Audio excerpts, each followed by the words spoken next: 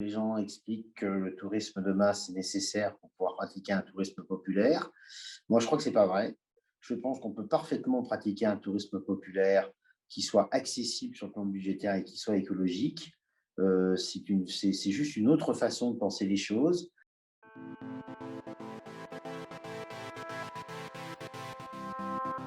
L'impact de cette pandémie sur Voyageurs du Monde, il est considérable, hein, parce qu'on a vu notre activité baisser d'à peu près 80%.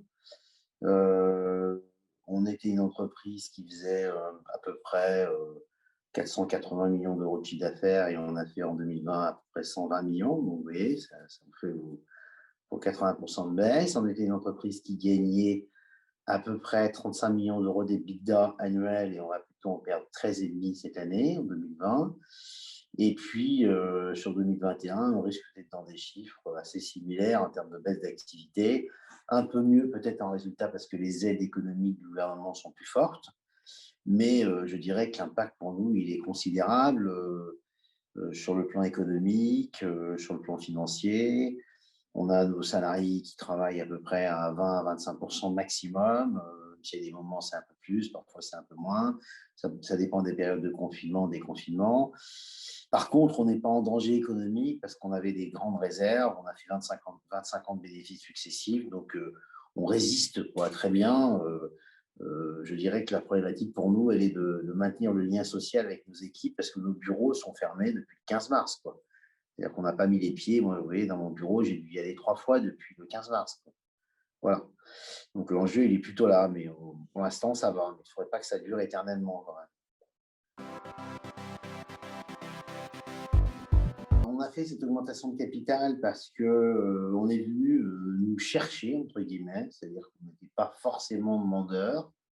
On aurait mangé nos réserves ou une partie de nos réserves et donc ça aurait obéré notre développement futur en sortie de crise.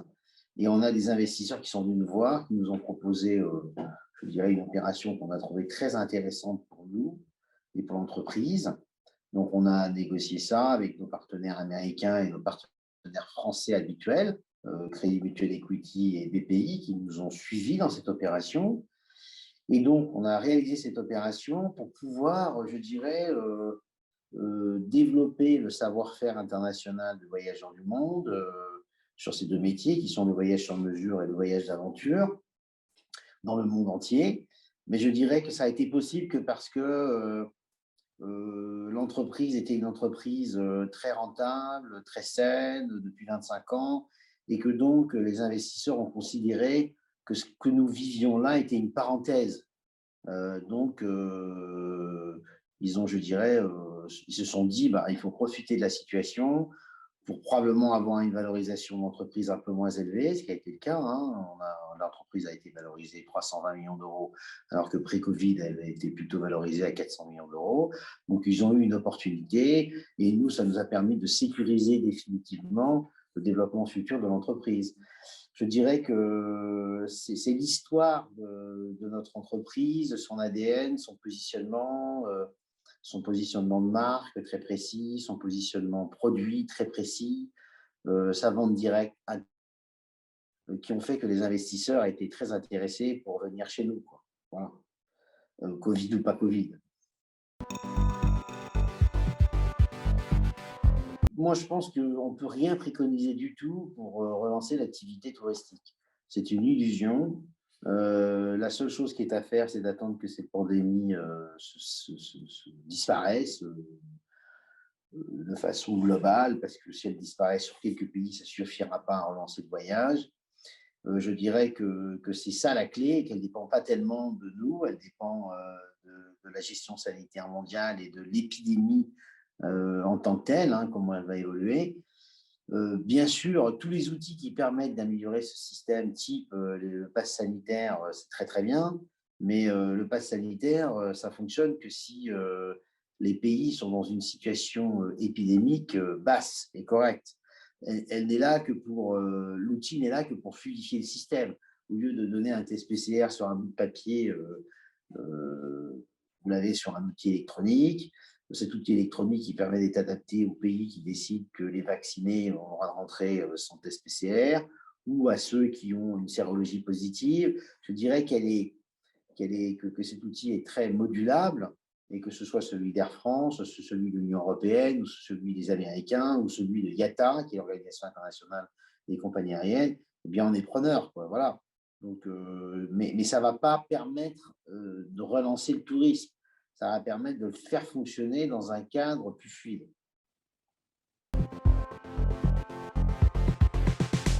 Je pense qu'à court terme, malheureusement, l'activité touristique va fonctionner comme elle l'était pré-Covid, hein, parce que la demande et l'envie de voyage est extrêmement forte. Et donc, la frustration qu'a générée cette crise va faire que l'activité, en tout cas loisir, va reprendre extrêmement vite. Ça sera un peu plus long pour l'activité tourisme d'affaires, je pense. Mais je pense que ça ne durera qu'un temps, quelques années, et que petit à petit, progressivement, je dirais que la conscience écologique, hein, de cette crise sanitaire a augmenté chez nos citoyens de tous les pays du monde, et que donc j'espère qu'on ira vers une forme de tourisme qui sera plus respectueuse de l'environnement, de la planète, de ses habitants, et ça se fera de façon progressive, ça. Par exemple, que l'avion soit de plus en plus sur une trajectoire de carbone neutre, on s'en rapproche, et qu'on évite toutes les formes inadaptées de surtourisme qui sont nuisibles au tourisme et à ses habitants et aux touristes eux-mêmes. Mais ça prendra du temps, il n'y aura pas de grand soir, hein. C'est-à-dire que ceux qui pensent que le tourisme va devenir parfait le lendemain de l'arrêt de l'épidémie se trompent. Je ne crois pas, c'est ce que tout le monde pense, c'est ce que tout le monde dit. C'est pour ça que les gens expliquent que le tourisme de masse est nécessaire pour pouvoir pratiquer un tourisme populaire. Moi, je crois que ce n'est pas vrai. Je pense qu'on peut parfaitement pratiquer un tourisme populaire qui soit accessible sur le plan budgétaire et qui soit écologique. C'est juste une autre façon de penser les choses.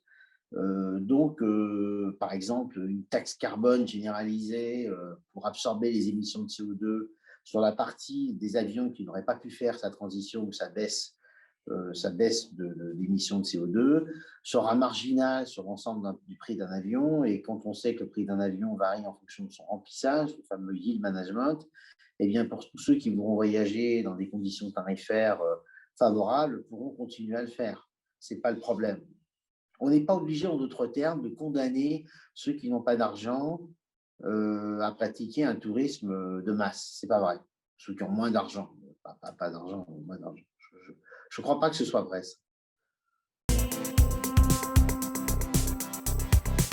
Je dirais que nous, on n'a rien à changer sur notre offre par rapport à ces tendances qu'on vient d'évoquer, de tourisme plus durable, plus écologique, etc.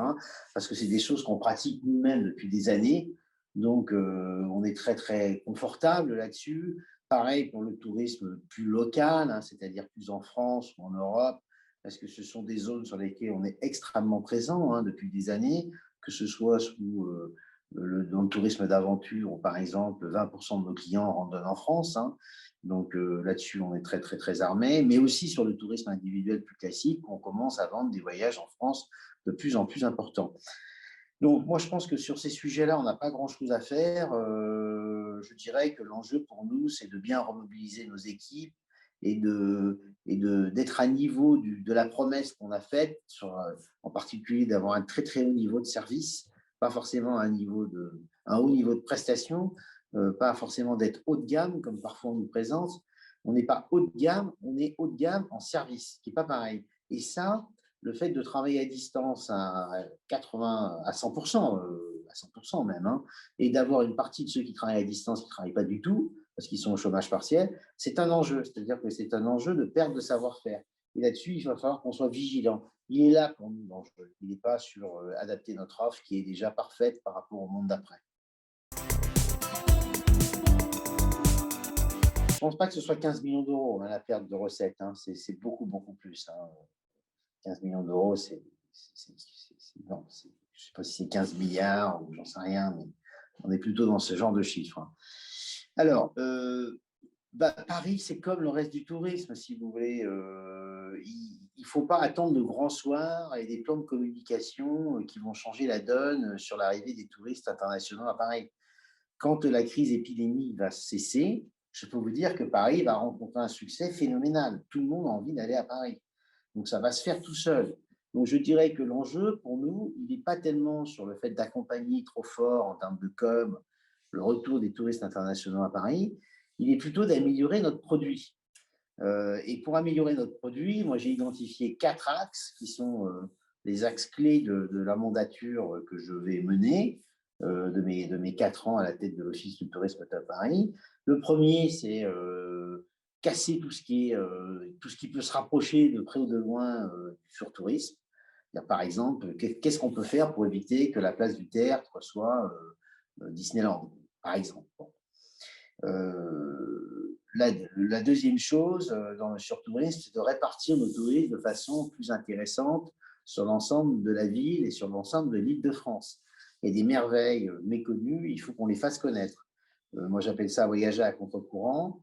Il faut proposer à tous nos clients espagnols, luxembourgeois, américains, japonais, on espère qu'ils vont revenir, de faire autre chose que aller au Louvre, aller à la Tour Eiffel, aller à Notre-Dame et faire une balade en bateau-bûche. C'est très bien, mais il ne faut pas faire que ça.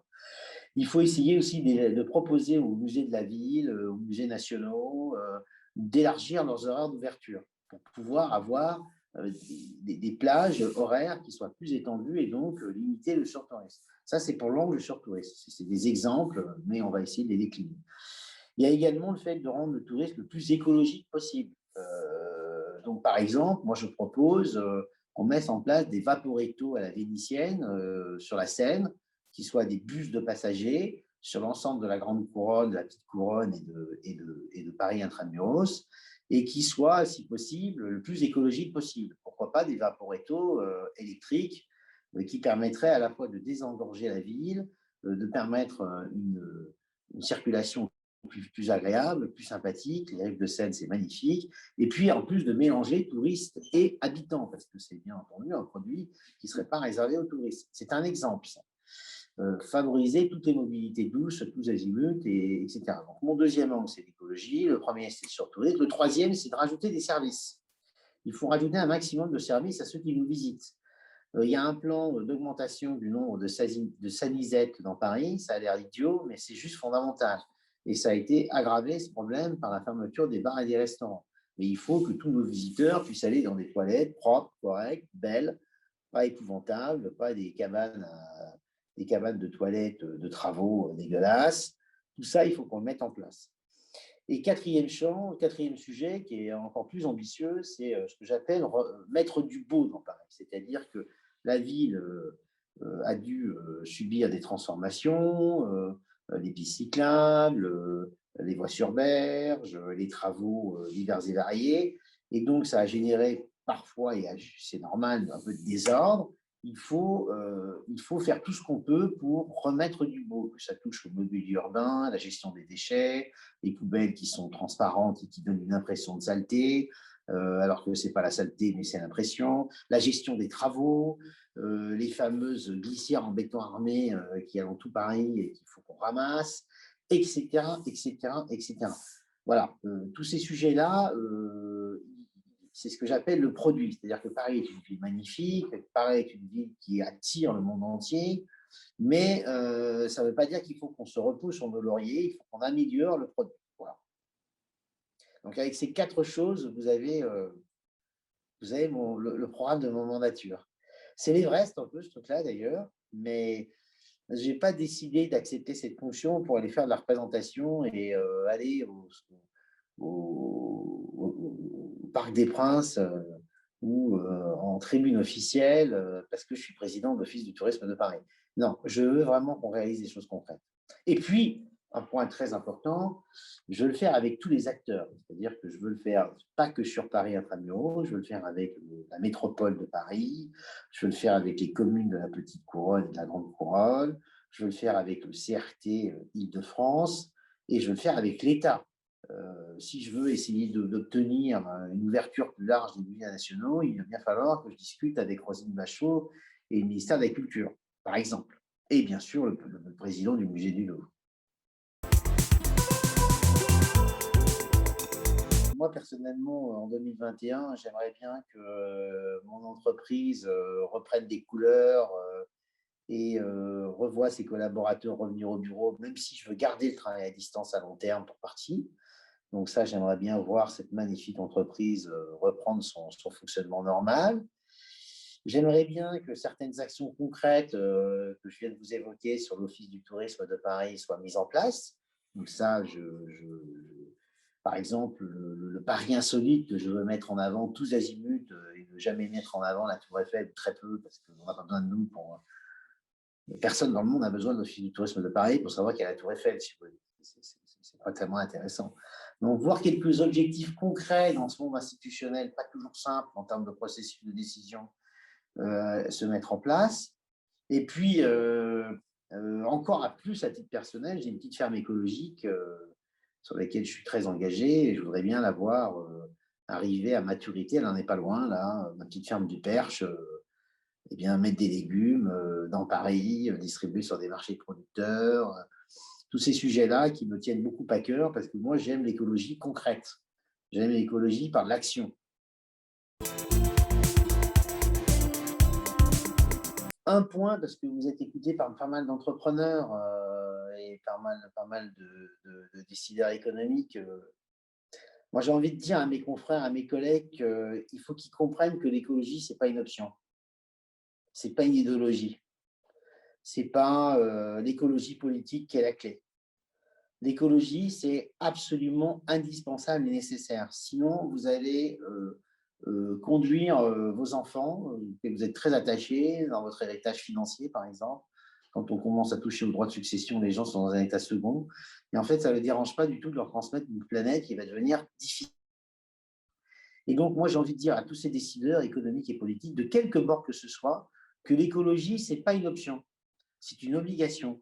Moi, je suis un écologiste de raison parce que j'ai travaillé, que j'ai appris et que j'ai vu que le réchauffement climatique, le respect de la biodiversité, l'artificialisation des sols et l'agriculture chimique, ce n'étaient pas des options.